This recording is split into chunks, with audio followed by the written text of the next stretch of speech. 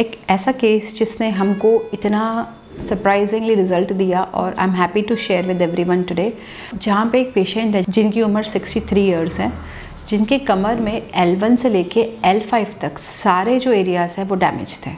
MRI report इतनी ख़राब थी कि पेशेंट ने डॉक्टर को जब दिखाया तो डॉक्टर ने बोला आपको इमीडिएटली सर्जरी करवानी पड़ेगी, अदरवाइज़ आप दोनों पैरों को खो देंगे। पेशेंट का चलने का जो स्टेमिना था वो ऑलमोस्ट ख़त्म हो गया था, यूरिनेशन कंट्रोल नहीं हो रहा था, पॉटी कंट्रोल नहीं कर पा रहे थे और पेन इतना ज़्यादा था कि ना वो उठ पा रहे थे ना वो बैठ पा रहे थे। जब हमने उनको अपने पास ट्रीटमेंट पे स्टार्ट किया तो यूजुअली ऐसे केसेस में रिजल्ट्स बहुत जल्दी देखने को नहीं मिलते हैं। सर्जिकल केसेस में जब हम इस तरीके के चैलेंजिंग केसेस को फेस करते हैं तो कहीं ना कहीं कोई डायलेमा हमारे पास भी रहता है कि क्या पता रिज़ल्ट आएगा कि नहीं आएगा। बट हम लोग कभी भी होप नहीं खोते हैं कि हम ये जानते हैं कि जिस टेक्नोलॉजी को हम यूज़ कर रहे हैं पेशेंट के लिए वो अपने आप में सबसे बेस्ट है और सेकेंडली उसका कोई साइड इफ़ेक्ट नहीं है।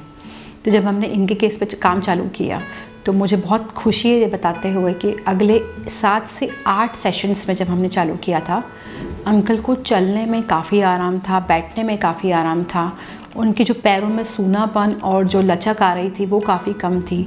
इसके साथ साथ उनका यूरिनेशन में जो इशू था वो बहुत मामूली पर थोड़ा सा कम था। अब हमारा पूरा फोकस जो था वो था उनको वापस से इंडिपेंडेंट लाइफ की तरफ ले जाने में। पर जब आपके ऑलमोस्ट नीचे के धड़ के सारे ही एरियाज डैमेज हैं, प्लस पेशेंट को अनकंट्रोल्ड डायबिटीज़ है, तो न्यूरोपैथी भी थी उनको पैरों में चप्पल पता नहीं चलती थी, उनको लगता था कि वो रुई पे चल रहे हैं। ऐसे सब केसेस के बाद भी एक प्रॉपर लाइफस्टाइल मैनेजमेंट, एक पॉजिटिव माइंडसेट ट्रेनिंग, इसके साथ में उनका प्रॉपर जो हम लोग यहाँ पे रोबोटिक डिकम्प्रेशन करते हैं उसके थ्रू आज ये पेशेंट 40 to 50% नॉर्मल ज़िंदगी पे लौट चुके हैं। ट्रीटमेंट में लगभग अभी महीना भर और लगेगा। सप्ताह में 3 बार हम पेशेंट से मिलते हैं, बाहर के हैं पेशेंट, और इस 1 महीने में मुझे पूरा उम्मीद है कि पेशेंट ऑलमोस्ट 80 से 90% रिकवरी करके अपनी ज़िंदगी में लौट जाएंगे। आगे जाके उनको सिर्फ मिनिमम परहेज़, जैसे नीचे नहीं बैठना है, वज़न नहीं उठाना है और बहुत देर तक खड़े नहीं होना है, बट जो रूटीन एक्टिविटीज़ होती हैं वो सब कर पाएंगे।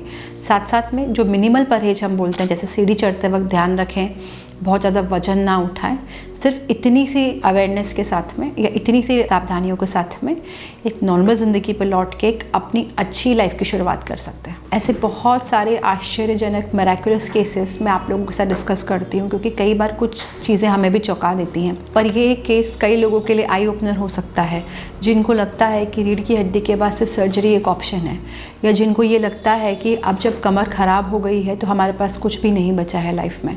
इसके साथ साथ जब आप ऐसे पेशेंट्स की रिकवरी देखते हैं तो हम सबको भी एक मोटिवेशन और एक पॉजिटिविटी देखने को मिलती है। तो हमेशा ये ध्यान रखें कि टेक्नोलॉजी का पर्पस है कि हम बिना किसी भी रिस्क के या बिना किसी भी चीरा फाड़ी के अपने बॉडी को हील एंड रिपेयर कर सकें, और नमो वेलनेस पे वो बेहतरीन टेक्नोलॉजी आप सबकी सुविधा के लिए उपलब्ध है।